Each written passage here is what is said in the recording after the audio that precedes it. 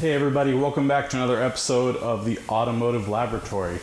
We are definitely on the home stretch with this R8 project. I'm getting super excited, I hope you are too. Definitely hit that subscribe button, and I hope you enjoyed today's episode. We're gonna finish up the rear end here, we're gonna start buttoning it up and just connecting the last little bits that we got going on. I'm sure after that's done, we'll have to start maybe swapping out a few computers out of inside the cabin area. We're gonna do the gauge cluster and like any sort of other security modules or whatever it might need. So let's go ahead and start with just buttoning up the rear end. I mean, we got axles in, couple, yeah, we'll just keep going for it. Let's go. Got some progress. Look at that. All that stuff, man.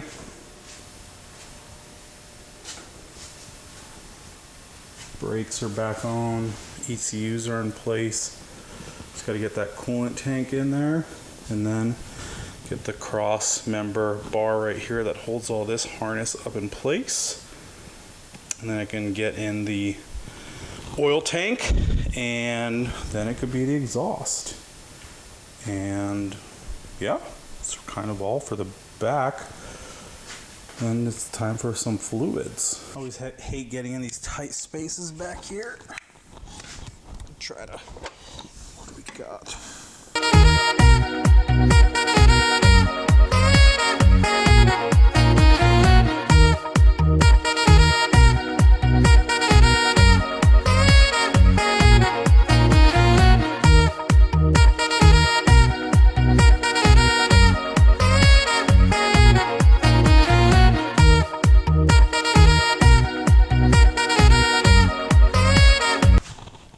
So I have a theory that instead of taking this thing to the Audi dealership where they'll charge me God knows how much, or might not even be able to even attempt to program some of the modules inside to work with the ECUs, because everybody knows these newer German cars all have all sorts of security features in them, and the gauge cluster talks to the ECU, and the ECU talks to a security module, and security module talks to the whatever else, the key, you know, and they all have to kind of in sync together before it's allowed to actually fire up. So my theory is the following.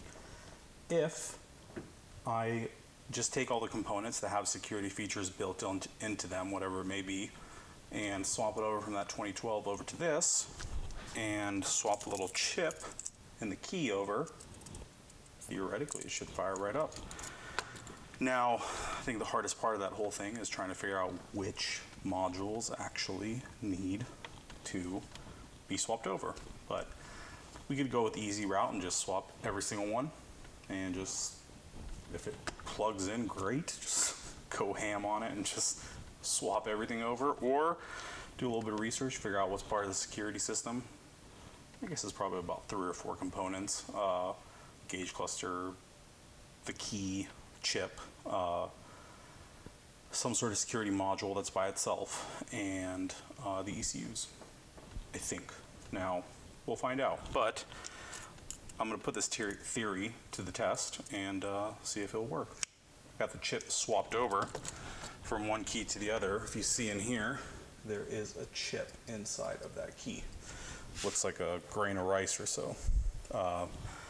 Got it swapped over from the 2012 to this guy. So we will hopefully be all good. I guess we'll see, but just wanted to switch gears for a second and get that done. Now, let's get back to that car. We're on the home stretch, peoples. Done, look at that. How easy was that? That was super easy. No problem. Easier than a Kia Forte. Just kidding, I've actually never worked on a Kia Forte, but whatever. So, we are right there. We are ready to start this beast. Everything is put back except for the air box and the exhaust. We do have the air filters in there for the mass airflow sensors to be hooked up, because otherwise it'd probably just die. Put a little more of this supercar oil in it. Look at that 1060. I've never messed with this stuff in my life. It's the first time ever. Makes me feel good though. Check this out. Look at this stuff. It's like honey. Look at that. Look how dark that is. Super thick. Awesome. So it calls for 8.8 quarts. We put 9 in. Probably will take a little bit more because we had this whole thing apart. So good stuff.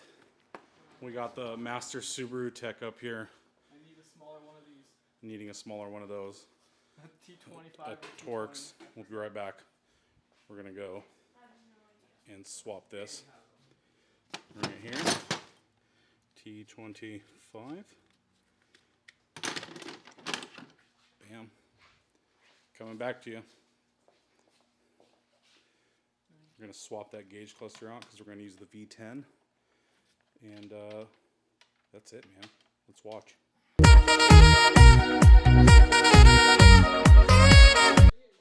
Alright guys, this might be it. We have the gauge cluster swap, the ECUs, and I think that's all it needed. It has power. Let's figure it out. Let's see what's about to happen here. Look at this. Hold on actually. I should be a master mechanic myself.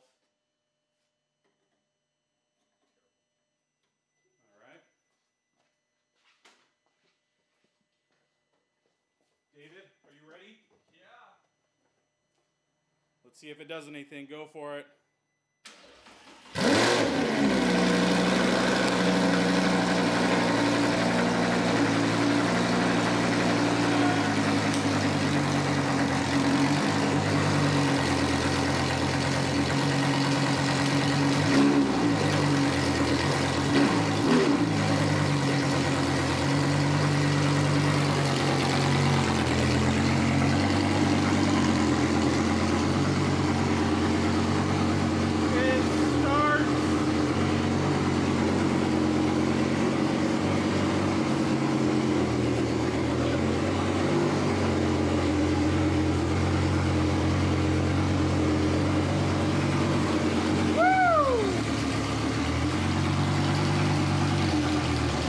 So the motor starts.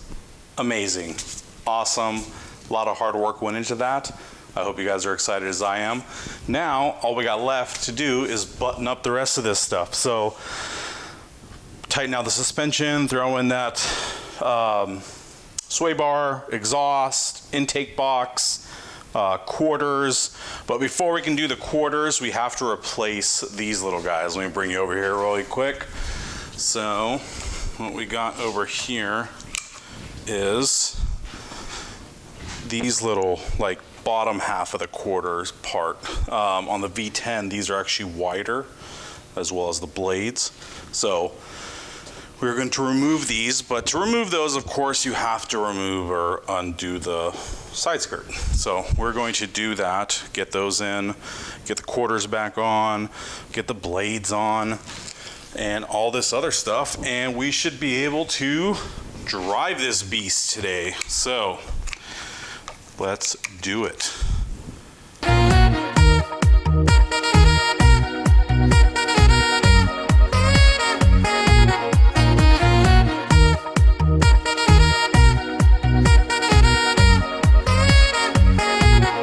Look at that.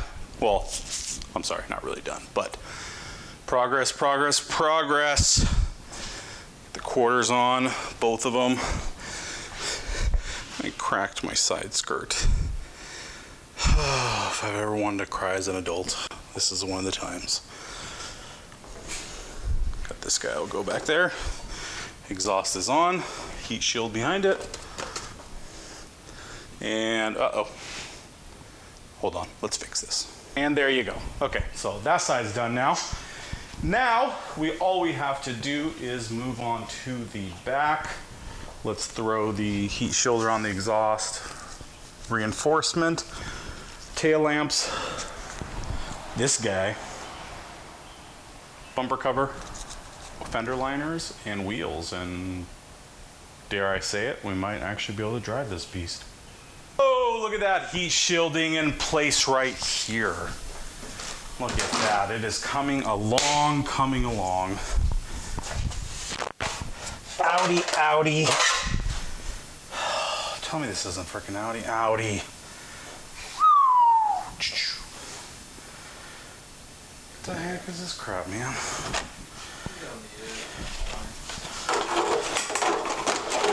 Alright. Right. This is something that's all painted up. I mean,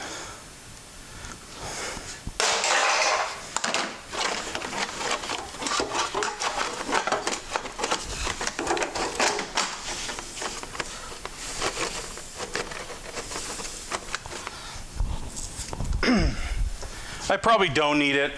It's probably true. But, you know, it is okay. Probably don't. I'll probably just leave it at that and call it a day.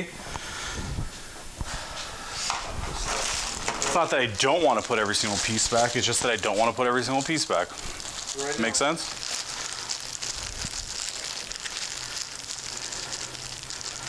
Good thing I labeled these from 8 months ago. Or it's not even my writing. My buddies.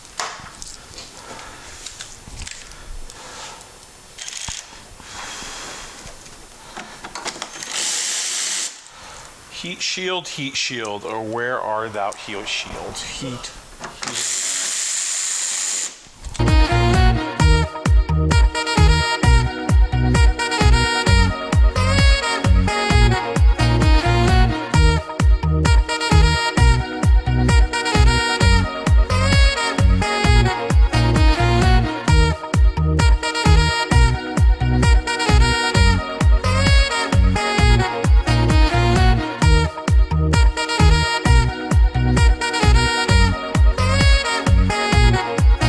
Snap, that looks good.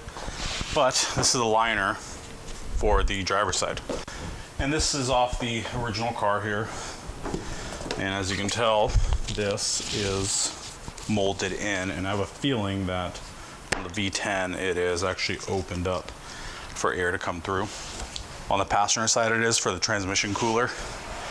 But if you remember, the V8 one had like a really small engine oil cooler, and this one has a really big one. So instead of buying a whole new one of these, which, you know, not worth it, we're just gonna Dremel these out and just open it up so air can flow through it. So just like, and there you go. Can you see me? Yeah, this did not turn out that well, but I just didn't have the patience for it. I'm tired from working on this thing all day. So I just ordered a new one, but for now, to be able to drive this thing, I cut a bunch of holes in there so that it'll get the airflow it needs so I can at least drive it. Yeah, let's put this in. And done. Look at it. Look at that rear end. Beautiful, gorgeous, amazing. Everything is buttoned up on the exterior. Still have some of the engine bay trim pieces left because there are some lights on in the dash at the moment, but she's pretty much done. Look at that. This thing is gorgeous. Thank you. Thank you for watching this episode. The next one, we'll definitely have some fun with this, and might be putting it up against something possibly even faster. Thank you so much for watching. Definitely comment below, hit that subscribe button. Thank you so much, everybody. We did it.